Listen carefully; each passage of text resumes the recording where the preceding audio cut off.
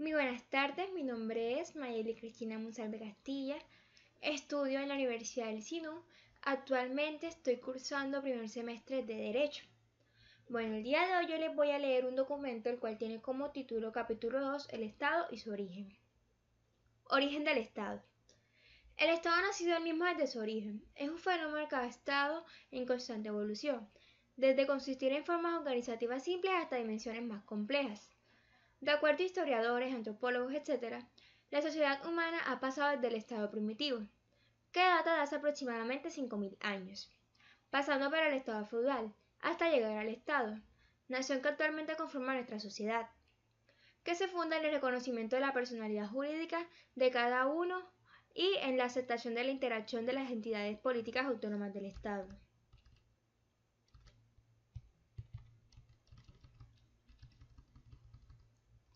Francisco Porra Pérez, en su obra Teoría del Estado, relata los hechos políticos más importantes que dieron origen al Estado, los cuales resumo a continuación. Asia Oriental. Es a partir del siglo VIII a.C. que se da la existencia de las sociedades políticas gobernadas por un monarca. La monarquía se perpetuaba hereditariamente, por lo que las familias titulares del poder se les conoce como dinastías imperiales. En aquel tiempo se suponía al emperador como representante del cielo y señor absoluto de todos los hombres, aunque respondía ante el pueblo con la concordancia de sus actos con las leyes. Antiguo Oriente. Existieron culturas humanas de gran esplendor como Egipto, Persia, Siria, Israel, etc. Al existir por milenios, estos pueblos contaron con inagotables hechos políticos. Sin embargo, esta época se caracterizó por tener un estado despótico o teocrático. Al ser despótico, la autoridad era tan regia que la capacidad de las personas en el derecho privado estaba restringida, así como la capacidad para actuar dentro del derecho público. Se limitaba a los individuos pertenecientes de una clase o casta privilegiada. Y el ser teocrático significa que existía una relación entre el soberano de la comunidad política y la divinidad. Grecia. Dos organizaciones políticas se dieron a la cultura griega, la espartana y la ateniense. Con el tiempo, los habitantes de las polis tomaron parte de las tareas del gobierno, reconociéndoles como hombres libres. No obstante, no participaron en un plano de igualdad, pues la sociedad se dividía en 4 clases, según su fortuna, y los derechos y deberes estaban en proporción a su riqueza. La característica fundamental de la organización política griega es la potestad absoluta en relación con la misma, con la organización política, que su capacidad para participar en ella a través de la elaboración de las leyes. Ya formuladas las leyes eran impuestas a los individuos, de tal manera que no tenían libertad en el sentido actual.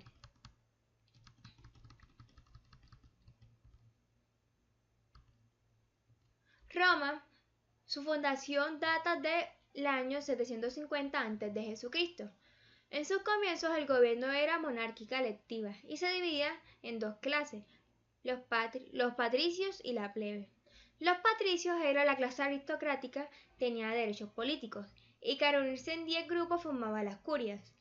En el año 506 a.C. aparece la república como forma de gobierno, pero es a finales del siglo II a.C.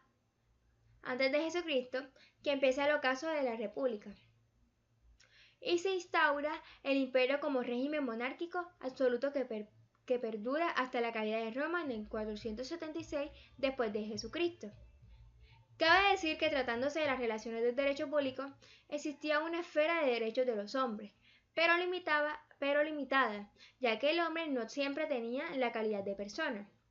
Esta situación perduró incluso después de haber adoptado el cristianismo. Edad Media. Tuvo su florecimiento con la caída del Imperio Romano de Occidente en el año 476. En esta época siguen influyendo las ideas del Imperio Romano recogidas por Carlomagno, aunque dentro de las comunidades políticas desaparece el monismo político. En la época feudal se acentúa el dualismo, es decir, al lado del poder del soberano existía la justicia popular. El poder se fue dividiendo de tal manera que se afirmó la posición de los señores feudales dentro de la comunidad política. Estado moderno. A finales de la Edad Media se hicieron esfuerzos para unir al Estado territorial y administrativamente, puesto que ésta se encontraba dividida a causa del feudalismo. Con el Renacimiento surgió la concepción del Estado moderno, al igual que revalorizó la razón humana, la colocó como centro del universo. Se supera el dualismo, el Estado está por encima de la Iglesia, desaparece el feudalismo. En esta época nace el absolutismo, que logró nivelar las diferencias entre las clases y los ciudadanos. Llegaron a tener igualdad jurídica con sus variantes desde 1789 hasta nuestros días. La estructuración constitucional del Estado moderno es de una comunidad nacional organizada de acuerdo a las funciones correspondientes, además de contar con un orden jurídico que regula las relaciones entre el Estado y los individuos, reconociendo la libertad individual y sometido al poder del Estado de manera limitada, siempre con el fin de obtener el bien común. Ciertamente, Massimo Severo Giannini establece en su obra Derecho Administrativo que las guerras a finales del siglo XV impulsaron a España, Francia e Inglaterra a constituirse en estados.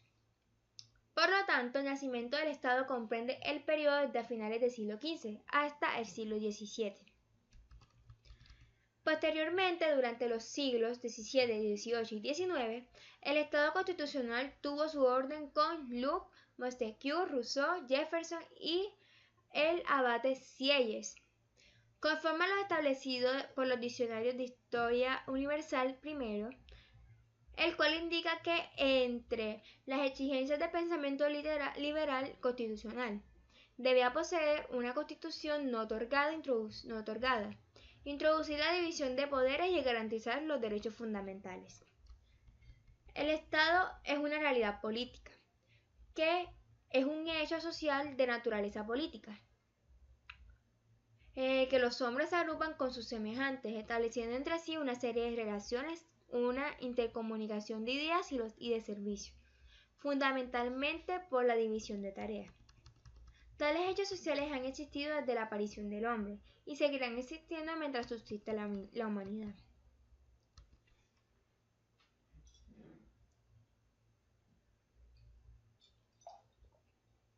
Concepto de Estado. Existen distintas concepciones de la palabra Estado, desde su magnificación hegeliana, al decir que todo lo que el hombre es se lo debe a él, al Estado, hasta la consideración de Marx de ser un instrumento de dominio de una clase sobre otras. Sin embargo, también se le puede entender como territorio que cuenta con organización jurídica para gobernar la sociedad integrante del mismo, en pro de la convivencia, la armonía, la paz social y el bien común. En realidad, ¿qué es el Estado? Muchos han tratado de dar respuesta a este interrogante, suscitando otras preguntas. La palabra Estado etimológicamente nace de la voz latina status, lo cual toma un sentido político de unidad política moderna, con Nicolás Maquiavelo, notable hombre del Estado y pensador florentino, 1469 hasta 1527 que partió. En 1513, a este filósofo se le atribuye la introducción del Estado con su obra El Príncipe, estableciendo los estados y soberanías que han tenido y tienen autoridad sobre los hombres fueron y son o repúblicas o principados. En esta obra examinó las causas de la grandeza y decadencia de los estados y, en atención a ellas, propuso una serie de medidas a seguir por los gobernantes para la adquisición, conservación y fomento a su poder.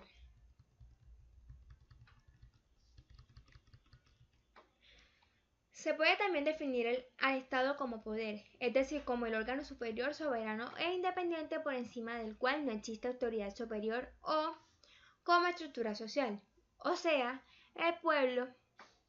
Maquiavelo, en sus reflexiones sobre el poder, lo considera como uno de los integrantes fundamentales de la comunidad política y que, al convertirse en soberanía, dio origen al Estado moderno. Citando a Francisco Porrúa Pérez, nos da la siguiente idea. El Estado como ente cultural tiene por objeto la obtención de un fin, Ya sabemos que todo producto de la cultura se caracteriza por llevar dentro de sí una finalidad, aquello para lo cual es creado por el hombre. Siendo el Estado una institución humana, tiene naturalmente un fin. No puede dejar de tenerlo. Los hombres que componen el Estado, los gobernantes y los gobernados, al agruparse formando la sociedad estatal, persiguen un fin. El Estado encierra su actividad una intención que es la determinante y el motor de toda su estructura.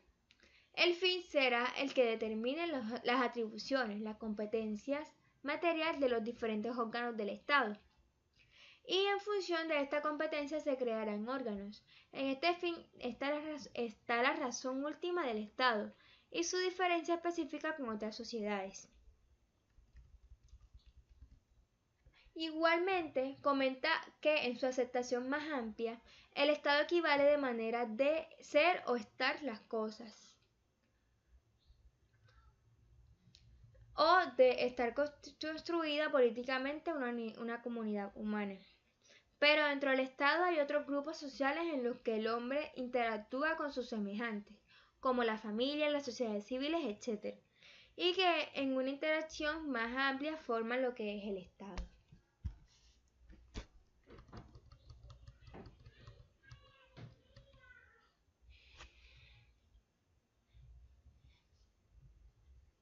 Jellinek estima que el Estado es una unidad de asociación, constituida por hombres que viven en un territorio, pero para él esa unidad no es real, sino que es producto de una síntesis mental. Muchos critican la postura cognoscitiva de este autor, como Porra Pérez, quien al contrario opina que el Estado no es un símbolo, sino es un ente que existe en la realidad y que lo podemos conocer en todos los diversos aspectos, auxiliados por nuestra razón y por el método intuitivo. El Estado es un ente de la realidad y de la cultura.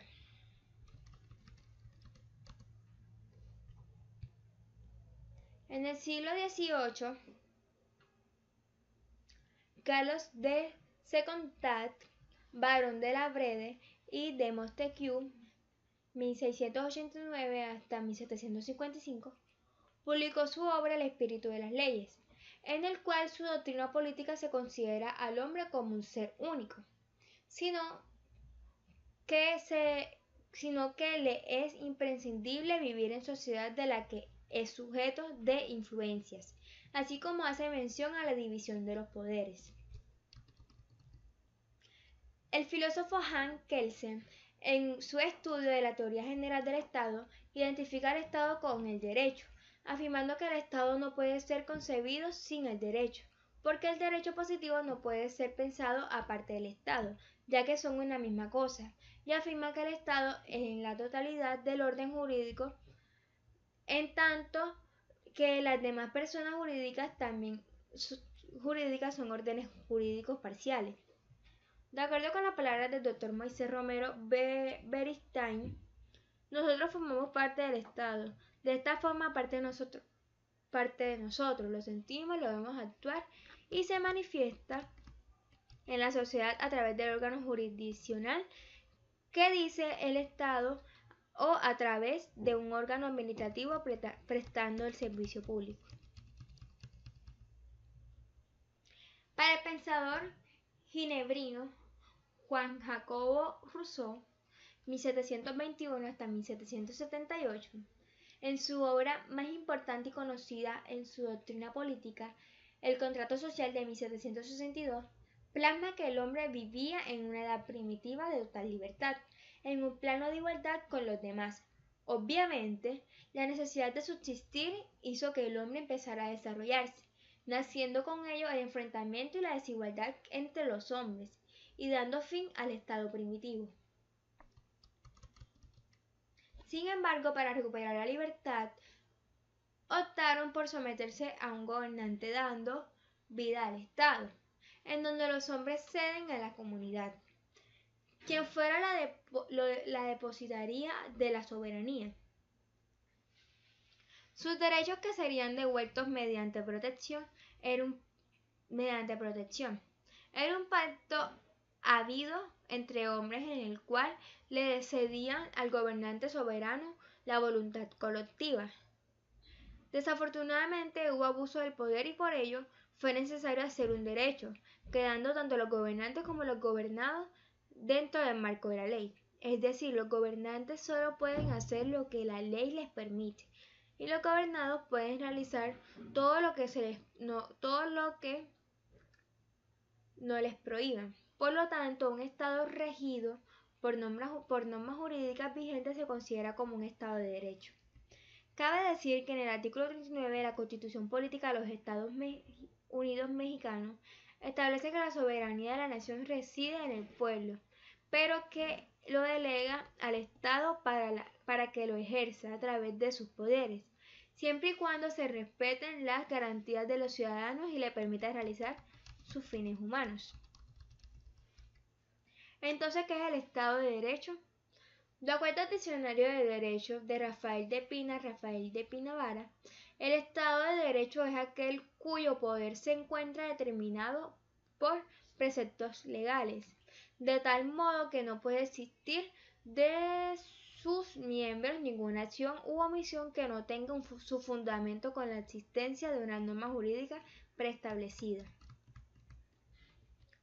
El Estado es un ente sustancial, es decir, no existe por sí mismo, sino que es un ente accidental de la categoría que Aristóteles denominó como relación. Es un complejo de relaciones entre sujetos en busca de un bien común, que para Gustavo Radbruch, citado por Ernesto Gutiérrez y González, el bien común es el bien de todos o de un gran número de individuos que está representado por el Estado. Sin embargo, para vivir se requiere de las voluntades colectivas, es decir, de la concordia, que es un acuerdo de las voluntades de intereses sociales en torno al interés común. Por lo tanto, si hubieran individuos en contra de esto, cabría lo dicho por Aristóteles, que si nadie cuida del bien común, este perece. Para Platón 429–347 a.C., en su obra principal La República, de las bases para la estructuración de un Estado legal en el que debe prevalecer la justicia como valor supremo.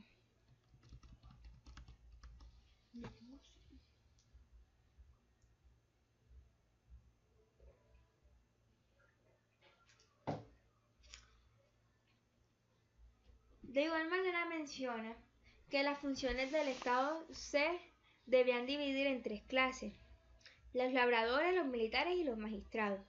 Estos últimos debían ser hombres selectos e inteligentes para estar capacitados para gobernar. Posteriormente en su obra Las leyes modificó la concepción del Estado ideal, ya que se percató que debido a las imperfecciones de la persona humana era imposible llegar a la perfección del Estado. Por lo tanto, plasmó la necesidad de implantar el orden jurídico como elemento imprescindible en la comunidad política. El francés Jean David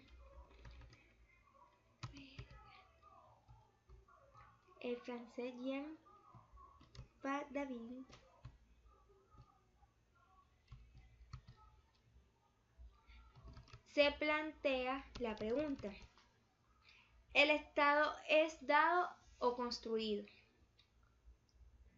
El Estado, dice el pensador belga, solo existe por los individuos y para los individuos.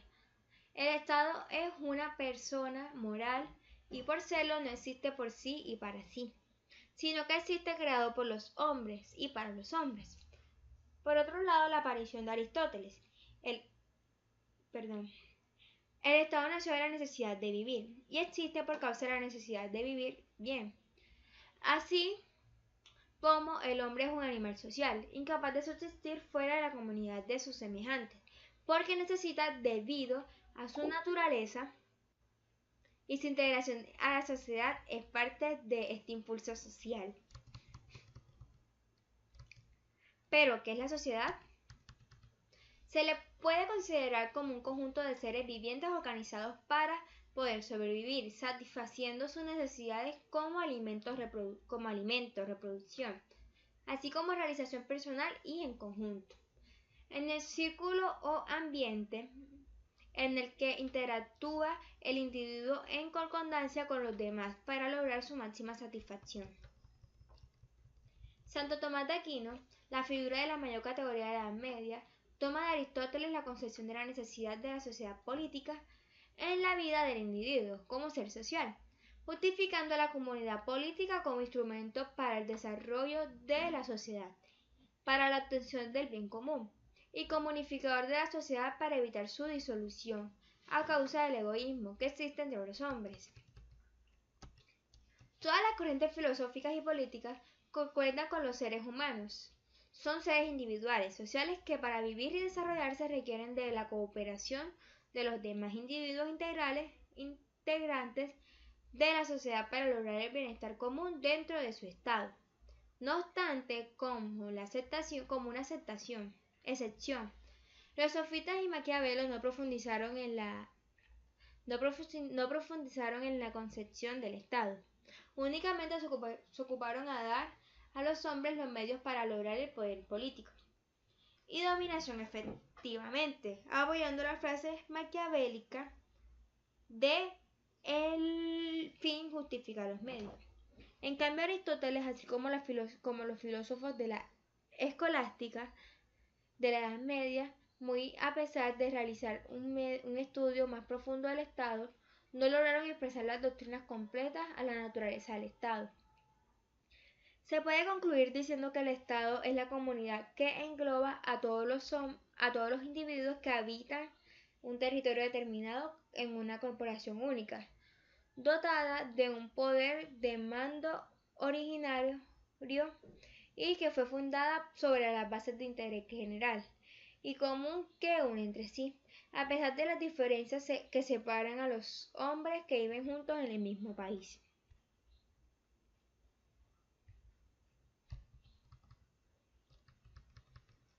Elementos del Estado. Dentro de la doctrina de Kelsen intervienen los conceptos que giran en torno al Estado, que se refieren a la validez y vigencia del orden jurídico positivo. Orden jurídico, voluntad del Estado. Territorio, esfera espacial de validez del orden jurídico positivo. Pueblo, esfera personal de validez del orden jurídico positivo. Soberanía, cualidad del orden jurídico de ser supremo y total. Poder del Estado, vigencia o validez del orden jurídico. Centralización o descentralización, problema de articulación del orden jurídico. Kelsen toma al Estado como ente jurídico sin considerar los aspectos sociológicos y de valoración jurídica por ser temas metajurídicos. Sin embargo, el mismo se contradice al decir que el Estado no son los hombres que vemos y tocamos, sino únicamente un sistema de normas que tiene como contenido la conducta humana. El derecho nace de la realidad social, puesto que el sistema jurídico se basa en hechos en los que intervenga el hombre, en donde su conducta hace efectivo el orden jurídico. Por lo tanto, así como el derecho nace de la realidad social, debe evolucionar con la misma. Sustentando lo dicho, Francisco Porra Pérez comenta: por debajo del Estado, en sentido puramente jurídico o kelsiano, existe una realidad social que lo produce. Inicialmente que lo elabora, que después lo va condicionando, vitalizando y finalmente lo va desarrollando adaptando un orden jurídico a las cambiantes realidades sociológicas que a regular. Para que pueda definirse correctamente al Estado con cualquiera sea la corriente o teoría, deben incluirse en su definición los tres elementos personales indispensables en su estructuración. A. Población. B. Territorio, siendo los elementos materiales del estudio. C. Poder soberano, como elemento formal. De acuerdo a Carre de Malberg, en su libro Teoría General del Estado, estos elementos se definen como A. Población. En cada estado se encuentra desde luego un cierto número de hombres que componen la población. La pertenencia del estado allá se condiciona por el vínculo jurídico específico, la nacionalidad que debe distinguirse a la ciudadanía, que implica la facultad de intervenir con el carácter de órgano en la vida pública. La población de un estado vale sobre todo como pueblo, constituyendo étnica y políticamente el núcleo de energías convergentes mantenedor de aquel en el espacio y tiempo.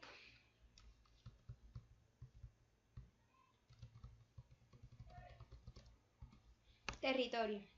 Conforme al artículo 42 de la Constitución de los Estados Unidos Mexicanos, es la superficie terrestre, subsuelo, espacio aéreo de las porciones de mar que bañan al territorio, donde el Estado pueda ejercer su soberanía, así como donde realice su unidad y puede imponer su potestad, de acuerdo a normas creadas o reconocidas por el propio Estado. Poder soberano. Imperio potestad de dominio o jurisdicción, ejercido autoritariamente sobre los individuos que forman parte del grupo nacional. Facultad del Estado para ordenar, mandar o hacer una cosa y que en la esfera política se manifiesta como poder ejecutivo, legislativo y judicial.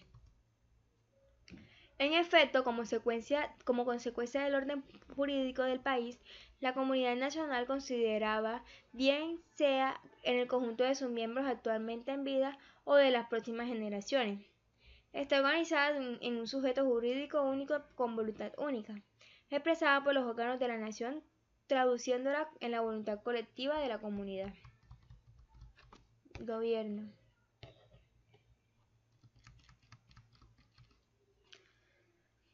Al gobierno se le puede considerar en sentido amplio como el conjunto de los órganos mediante los cuales el Estado actúa a través de un ordenamiento jurídico, en cumplimiento a sus fines, y en sentido restringido, en el conjunto de los órganos superiores del Poder Ejecutivo bajo la presidencia del jefe del Estado.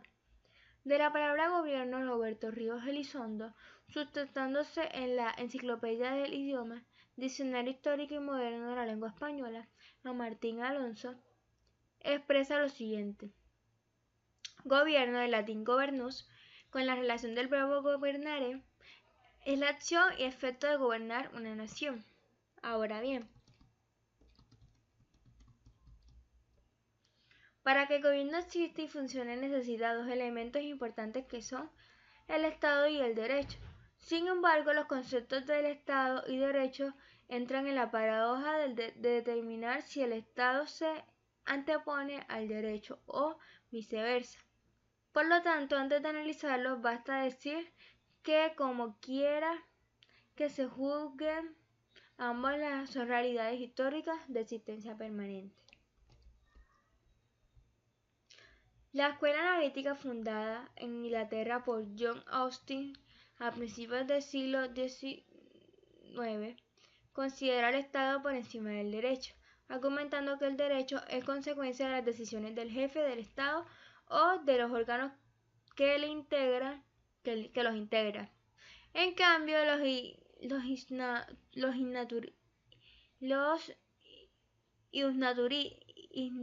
iusnaturalistas de la época moderna, abarcando filósofos como Hugo Grocio, Juan Jacobo Rousseau, Kant y Fichte, en el siglo XVII y XVIII, sostuvieron la permanencia del derecho sobre el Estado. Sin embargo, juristas tan distinguidos como León Duguid sostuvieron la existencia de una regla jurídica que se antepone incluso al Estado. Esta regla se refiere a que el Estado, aunque por encima del mismo no existe un poder supremo, también cuenta con una limitación al poder de sus funcionarios y que debe prevalecer en ellos la solidaridad social de la prestación de los servicios.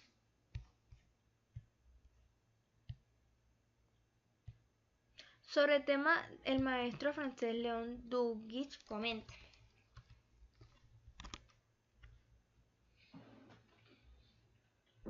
no obstante, hay cosas que el Estado no puede hacer. Hay cosas que el Estado no puede hacer,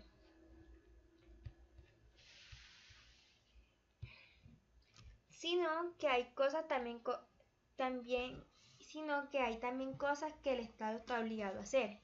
Y los estados modernos, Francia particularmente, han reconocido expresamente por leyes recientes algunas de estas obligaciones y organizado servicios públicos para asegurar su realización.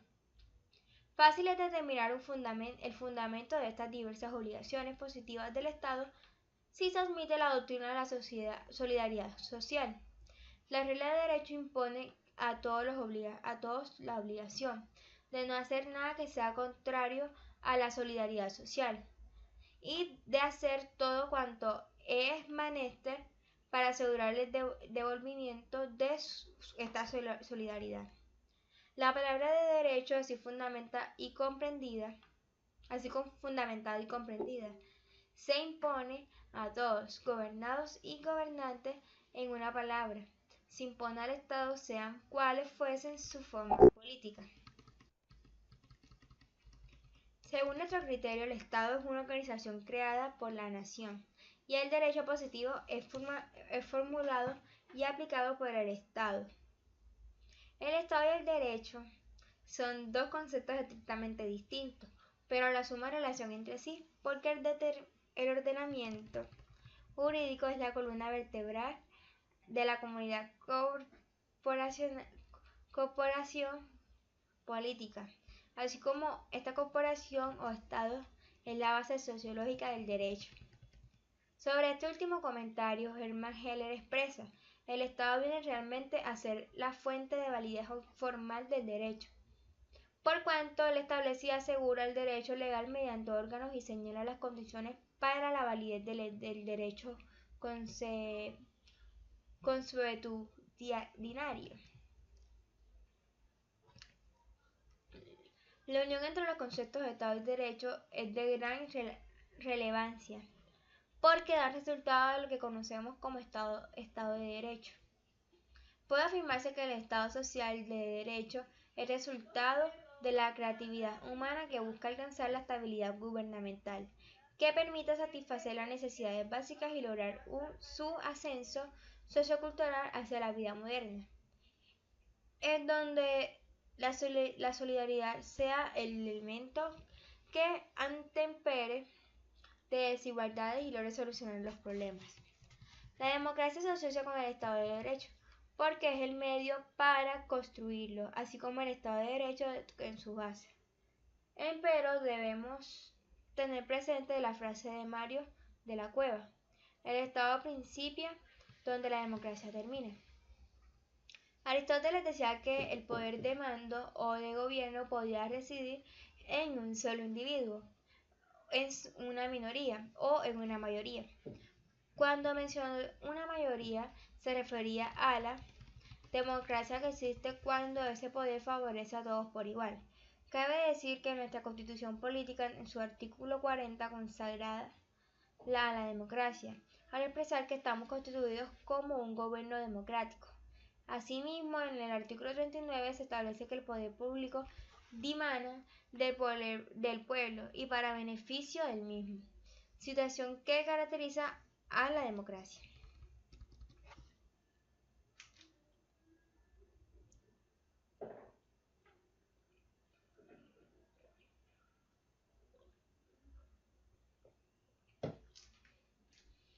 Citando a Atenas Ramírez, nos da la siguiente idea: la democracia moderna es resultante del liberalismo político, por cuanto constituye la fórmula conciliatoria entre la libertad individual y la coacción social. Continúa diciendo que mediante la democracia dio respuesta al liberalismo político de la pregunta de Rousseau en su obra El contrato social, de cómo encontrar una forma de sociedad en la que cada uno, aun uniéndose a los demás, se obedezca a sí mismo y mantenga por consiguiente su libertad anterior. Rousseau visualizó esta sociedad en donde el poder del gobierno era determinado por el pueblo. Entonces el individuo es partícipe de la creación de la forma de gobierno, así como subordinado de la voluntad del Estado establecida en su ordenamiento jurídico. Retomando la palabra de Tena Ramírez, la democracia significa que la voluntad representada por el orden legal del Estado es idéntica a las voluntades de los súbditos. Sin embargo, recalcando que los gobernantes pueden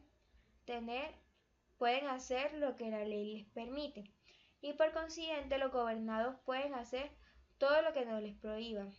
Por lo tanto, un Estado cuyos diferentes órganos de gobierno y los individuos que le integren se encuentren sometidos a las normas jurídicas vigentes es reconocido como el Estado de Derecho.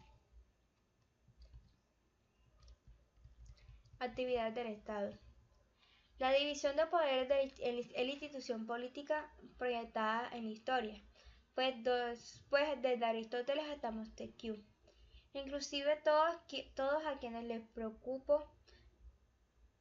preocupó la división de poderes, dedujeron sus principios de acuerdo a la realidad histórica. Considera que la principal limitación interna del poder público, la división de poderes, halla su complemento en la limitación externa de las garantías individuales, ya que si es un solo poder se acomodan todas las facultades si hiciese a lo que el derecho convenga. Al respecto, Luz, en un ensayo sobre el gobierno civil, afirma: para la fragilidad humana la tentación de abusar del poder sería muy grande. Si las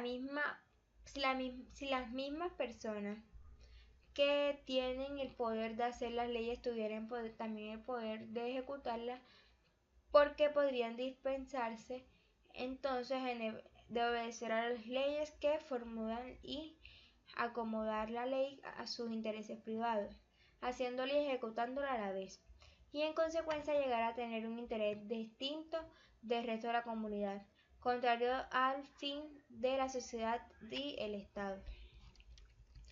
Por ello Montesquieu decía: para que no pueda abusarse del poder, es preciso que, por disposición misma de las cosas, el poder detenga el poder. Esto quiere decir que al limitar el poder público a través de la división, garantiza la libertad individual. No se trata que la división de poder sea rígida y no permita que un poder intervenga en otro, sino que cada una de las competencias y facultades logren la coordinación de sus funciones para lograr el fin del Estado. Al respecto, Marcel de la Vigne de Villeneuve, en el libro El fin del principio de separación de poderes, desarrolla su idea de Santo Tomás de Aquino. No separación de poderes estatales, sino una unidad de poder en el Estado, diferenciación y especialización de funciones, pero al mismo tiempo con coordinación de funciones asegurada por la unidad del oficio estatal supremo. El Estado, a través de las funciones delegadas, realiza sus fines. Al respecto, Gabino Fraga dice que las funciones constituyen la forma de ejercicio de las atribuciones, y entre las funciones que tiene el Estado señalamos la seguridad, tranquilidad, justicia y bienestar en el orden económico y cultural. Hermann Heller, sobre la función del Estado, comenta: la función del Estado, como la de todo fenómeno histórico, consiste pues en la organización y activación autónoma de la cooperación socioterritorial, fundada en la necesidad histórica de un status vivendi común que armonice todas las oposiciones de intereses dentro de una zona geográfica, la cual, en tanto no exista un Estado mundial, aparece delimitada por otros grupos territoriales de dominación de naturaleza semejante. En nuestro derecho positivo se ha adoptado la doctrina clásica de la división de poderes, siendo las funciones encomendadas a los poderes públicos que deberán hacer, cumplir, ejercitar siempre con el fin jurídico. Al hablar de la función del Estado, Andrés Serra Rojas menciona que las funciones del Estado son los medios o formas diversas de adoptar el derecho para realizar a los fines del Estado. En virtud del artículo 49 de nuestra Constitución, el supremo poder de la Federación se divide para su ejercicio en tres funciones que son la ejecutiva, la legislativa y la jurisdiccional, que cada uno de los poderes como objetivos distintos. Esta misma estructura es guardada para los 31 estados integrantes de nuestra federación, según el artículo 116 de la misma ley, retomando que en el artículo 49 se menciona que no podrán reunirse en un solo individuo, salvo que las facultades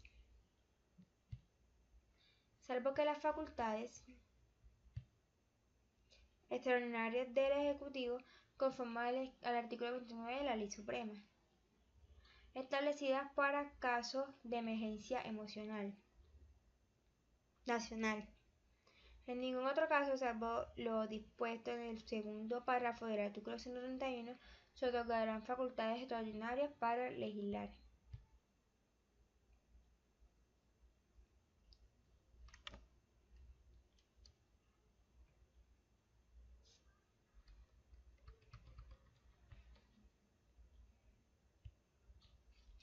Sin embargo, para ser válido un acto puede ser necesaria la participación de los poderes.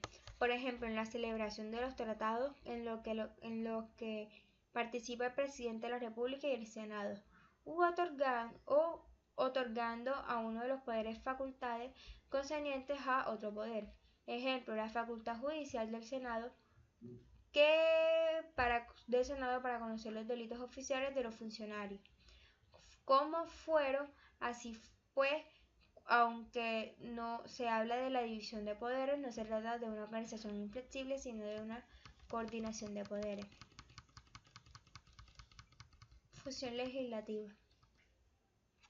La función legislativa consiste en la creación y elaboración de derecho objetivo a través del Poder Legislativo, que está representado con el Congreso de la Unión, el cual, de acuerdo al artículo 50 de la Constitución Política de los Estados Unidos Mexicanos, se establece que se encuentra dividido en dos cámaras, una de diputados y otra de senadores. La legislación es la principal forma de las normas de derecho positivo, sobre todo en los sistemas jurídicos de derecho escrito, siendo la ley producto de la misma. Por tal se entiende a la norma jurídica que un carácter general obligatorio, abstracta y coercible resulta en el proceso específico de creación por parte del órgano o autoridad facultada al efecto, o sea, como producto del acto legislativo, que regula a todo lo que pertenecemos al Estado. Abstracta, porque la ley debe estar establecida como un supuesto que puede o no acaecer, pero que rige para todos los casos posibles ante lo sucedido en la realidad,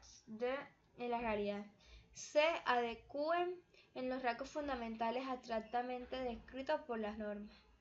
General. La ley exige que sea establecida dirigiéndose a todos aquellos que estén contemplados en su hipótesis normativa. Obligatoria porque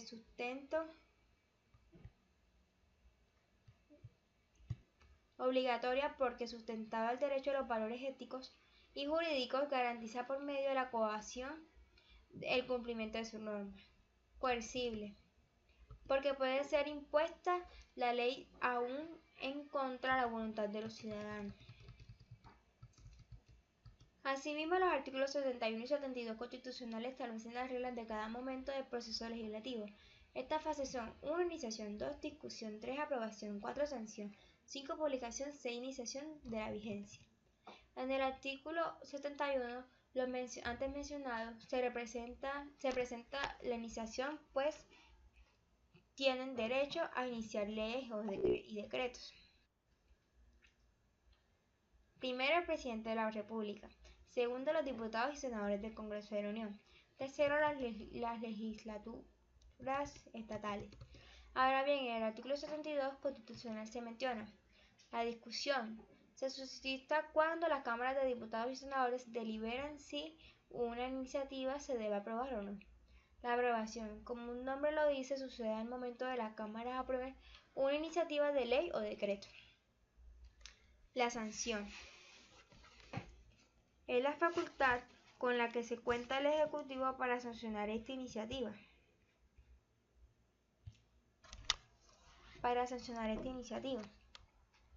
Aprobada, si así lo conviene. La publicación es la iniciativa que le la publicación de la iniciativa le corresponde al Ejecutivo, después de haberse discutido de la Cámara de origen a la Cámara revisora. La iniciación, la vigencia de la ley o decreto se da en el momento de la publicación de la misma. Función jurisdiccional. La función jurisdiccional es creada por el Estado como la necesidad de organización y estabilidad del orden jurídico. La palabra jurisdicción proviene del latín jurisdictio, que significa decir del derecho. Por lo tanto, la función jurisdiccional es la acción jurídica que tiene como fin la declaración de derechos de un caso determinado, contencioso o como cosa juzgada que se manifiesta a través de su acto fundamental, que es la sentencia. La sentencia es dictada por los juzgadores que reciben el nombre de jueces y resuelve la controversia entre partes, siendo entonces considerada con carácter de cosa juzgada y con fuerza ejecutoria. Como se habla de cosa juzgada, significa que la decisión del juez no puede controvertirse por las mismas partes del conflicto, ya que al Estado le interesa la seguridad jurídica y la tranquilidad social. Por lo tanto, cuando se menciona que la sentencia tiene fuerza ejecutoria, es que el Estado puede hacer uso de la fuerza pública para que el cumplimiento de la sentencia dictada, si así lo necesite. En nuestro sistema político, de acuerdo al artículo 94 constitucional, la actividad jurisdiccional se atribuye al Poder Judicial, depositada a la Suprema Corte de Justicia, a un tribunal electoral, en tribunales colegiados y unitarios de circuito y en juzgados de distrito, y en un Consejo de la Judicatura Federal, quienes deberán cumplir cabalmente con apego a la ley para no transgredir el orden jurídico que impera en el Estado de Derecho existente. En el artículo 100 de la Ley Suprema del Consejo de la Judicatura Federal será el encargado de la administración vigilada y disciplinada del Poder Judicial Federal, con excepción a la Suprema Corte de la Justicia de la Nación. Según Andrés Serra Roja, el Poder Judicial, como órgano jurisdiccional, a través de los jueces, a pronunciar imparcialmente una sentencia, descubre la intención de la ley y la aplica al caso de la controversia. Entonces, cuando el legislador hace las leyes, su intención no es que se hagan arbitrariamente, sino dictar normas que protejan las garantías e intereses de los gobernados. La aplicación del derecho a problemas concretados correspondientes al juez, al juzgador o juez, conlleva una evaluación de la realidad rodeada de muchos e imprevisibles circunstancias propias de la realidad humana, cuyo desciframiento implica operaciones lógicas y valorativas para las cuales se aplica el método silogístico.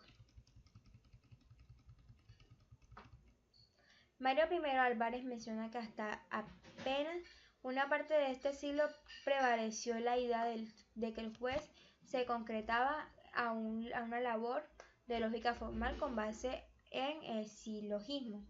Durante el siglo XIX, en Francia, la escuela de la exegénesis fue quien propagó este método de aplicar el derecho. Su tesis radica en que solo la ley escrita podría ser de decisiones concretas.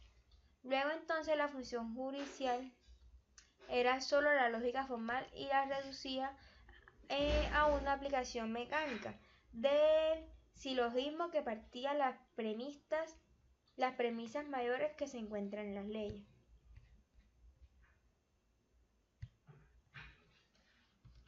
Sin embargo, la actualidad conlleva realizar un análisis minucioso de todos los aspectos y circunstancias concernientes en el problema, para así dar la resolución lo más pegada a la realidad.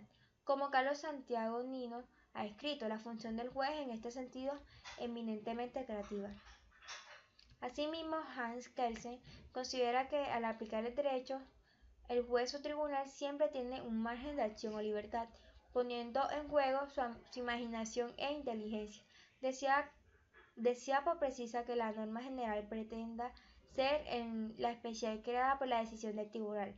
Siempre añadirá a aquella algo nuevo, y eso nuevo que él añade debe cuadrarse a la seguridad del ciudadano, ya que el Poder Judicial debe dirigirse a proteger los intereses que aparecen en todo grupo humano, enfrentándose en los conflictos que se producen en el espacio y tiempo determinados para facilitar la convivencia y cooperación social.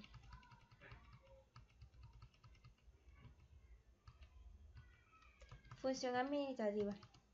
En lo que respecta a la función administrativa, el autor Andrés Serra Rojas cita a Miguel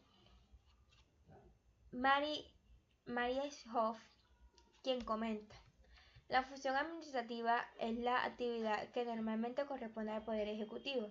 Se realiza bajo el orden jurídico y limita sus efectos a los actos jurídicos concretos o particulares y a los actos materiales, que tienen por finalidad la prestación de los servicios públicos y de la realización de las demás actividades que la corresponden en sus relaciones con otros entes públicos o con las particulares, reguladas por el interés general y bajo un régimen de policía o control.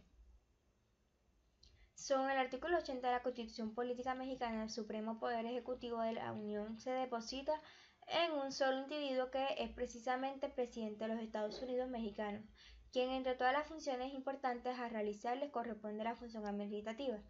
Para el doctor Ignacio Burgoa, en su obra Derecho Constitucional Mexicano, el poder administrativo implica la función pública conocida como los actos de autoridad concretos, particulares e individualizados, que no requieran de controversias jurídicas para que valga su existencia.